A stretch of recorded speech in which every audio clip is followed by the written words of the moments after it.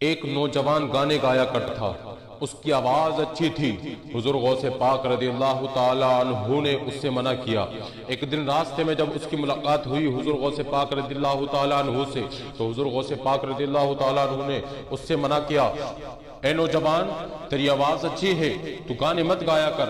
وہ گویہ تھا، اس کی آواز اچھی تھی، لیکن اس سے منع کیا تھا حضور غوث پاک نے، لیکن اس نے آپ کے کہنے کو نہیں مانا اور کہنے لگا، اے عبد القادر تم تو میری آواز سے جلتے ہو، میری آواز اچھی ہے تو تم اس سے جلتے ہو، تم میری برائی کرتے ہو، تم میری ترقی سے جلتے ہو۔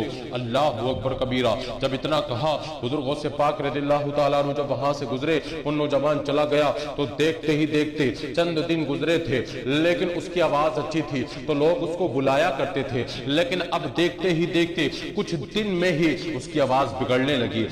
آواز اچھی تھی تو لوگ بلایا کرتے تھے، اب آواز جب بگڑ گئی، خراب ہو گئی، تو اب لوگوں نے بلانا بند کر دیا۔ جب لوگ بلاتے تھے تو پیسہ ملتا تھا گانے پر، لیکن اب جب بلانا بند کر دیا تو پیسہ بھی بند ہو گیا۔ گھر والوں کو پیسے دیا کرتا تھا تو گھر والے کھانا کھلایا کرتے تھے، اس کو کھانا کھلایا کرتے تھے، لیکن اب جب گھر والوں کو اس نے پیسہ دینا بند کر دیا تو گھر والوں نے بھی اس کو کھانا کھلانا بند کر دیا۔ اللہ اکبر کبیرہ۔ یہاں تک کہ ایک دن وہ آیا کہ اس کو گھر سے نکال دیا، لیکن جب اس کی آواز خراب ہو گئی، لوگوں نے اس کو بلانا بند کر دیا۔ جب اس کے پاس پیسے نہیں رہے، گھر والوں نے بھی بھگا دیا، گھر والوں نے بھی گھر سے نکال دیا، اس کو کھانا کوئی بھی نہیں دیتا تھا۔ اب اس کا جسم کمزور ہونے لگا، اب اس کا جسم گندا ہونے لگا، اب اس کے جسم پر مکھیاں بیٹھنے لگی تھیں۔ اللہ اللہ۔ لیکن جب مکھیاں بیٹھنے لگی تو ایک دن وہ نوجوان جب زیادہ کمزور ہو گیا تو اس نے سوچا قبرستان میں چلتا ہوں، ہو سکتا ہے کوئی مجھے جب منہ نہیں لگاتا، کوئی ایک وقت کا کھانا نہیں کھلاتا،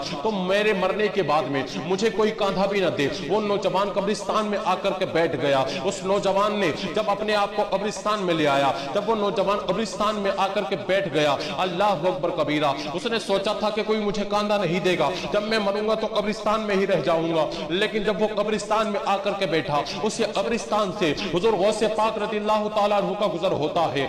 آپ کی نظر اس نوجوان پر پڑتی ہے اور دل میں خیال آتا ہے یہ تو وہی نوجوان ہے جس سے میں نے منع کیا تھا تو گانے مت گایا کر، لیکن اس نے میری بات کو نہیں مانا تھا، لیکن اس نے چوراہے پر حضور غوث پاک رضی اللہ تعالیٰ عنہ کی مخالفت کرنا شروع کر دی تھی، برائیاں کرنا شروع کر دی تھی کہ عبد القادر تو میری آواز سے جلتا ہے، عبد القادر تو میری ترقی سے جلتا ہے۔ اللہ اکبر کبیرہ۔ لیکن حضور غوث پاک نے جب اتنا دیکھا، لیکن اس کی آنکھوں سے آنسو بہ رہے تھے، وہ کمزور ہو گیا تھا۔ حضور غوث پاک نے جب اس کو اس حالت میں دیکھا تو اپنی خانقاہ کے اندر جاتے ہیں، اپنے شاگرد کو بلاتے ہیں، اپنے شاگرد کے ہاتھ میں ایک پیسوں کی تھیلی دیتے ہیں اور دے کر کے کہتے ہیں فلاں قبرستان میں چلے جاؤ، وہاں پر ایک نوجوان بیٹھا ہے، اس نوجوان کو یہ تھیلی دے دینا، نام مت بتانا، تھیلی دے کر کے واپس آ جانا، نام مت بتانا کسی نے دی ہے۔ لیکن جب وہ شاگرد جاتا ہے، آپ کا شاگرد جب جاتا ہے تو قبرستان میں پہنچتا ہے، قبرستان میں پہنچنے کے بعد میں اس نوجوان کو دیکھ کر کے اس نوجوان کے ہاتھ میں تھیلی دے دیتا ہے،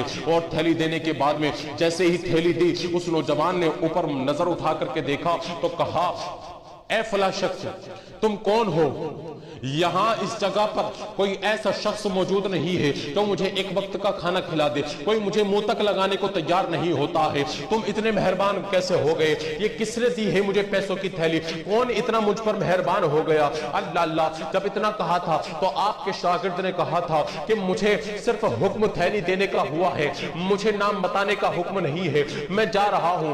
وہ وہاں سے گیا، وہ نوجوان بھی اپنے قبرستان سے اٹھتا ہے، اس قبرستان سے اٹھ کر کے حضور غوث پاک رضی اللہ تعالیٰ عنہ کی خانقاہ کے دروازے پر آ کر کے بیٹھ جاتا ہے۔ حضور غوث پاک پڑھانے میں مصروف تھے، لیکن حضور غوث پاک کی نظر جب اس نوجوان پر پڑتی ہے، حضور غوث پاک کھڑے ہو جاتے ہیں، اور کھڑے ہونے کے بعد میں اس نوجوان کے پاس میں آ کر کے ہاتھ باندھ کے کھڑے ہو جاتے ہیں، ارے یہ بڑے پیر صاحب ہیں، بڑے پیر صاحب۔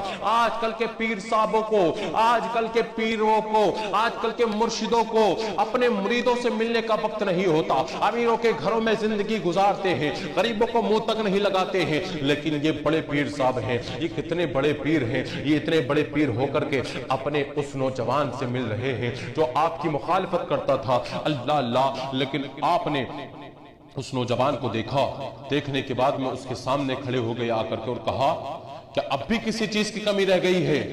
اب کیا چاہتا ہے؟ اگر کچھ اور بھی چاہتا ہے تو مانگ لے۔ اس نوجوان نے کہا حضور میں تو سوچتا تھا کہ آپ میری مخالفت کرتے ہیں، سارا زمانہ میرا نہیں رہا، میرا دشمن ہو گیا، لیکن آپ کو سوچتا تھا آپ تو میرے اپنے نکلے۔ آپ نے مجھے ایک وقت سمجھایا تھا کہ تیری آواز اچھی ہے تو گانے مت گایا کر، لیکن میں نے آپ کی بات نہیں مانی تھی۔ حضور میں آج آپ کا مرید بننا چاہتا ہوں، حضور میں آج آپ کی بات ماننا چاہتا ہوں، کیا آج بھی میری توبہ کرنے سے رب راضی ہو جائے گا؟ آپ نے کہا تھا کہ تو توبہ کر لے تیرا رب راضی ہو جائے گا، رب کائنات تجھے معاف کر دے گا، تیرے گناہوں کو بخش دے گا۔ کیا آج بھی میرے ان حالاتوں پر رب تبارک و تعالی مجھے معاف کر سکتا ہے، میرے گناہوں کو بخش سکتا ہے؟ اللہ اکبر کبیرہ۔ اتنا کہنا تھا، حضور غوث پاک رضی اللہ تعالیٰ عنہ ارشاد فرماتے ہیں ارے توبہ کرنا تیرا کام ہے، اور صرف بخشوانا نہیں بلکہ تجھے ولی بنانا میرا کام ہے۔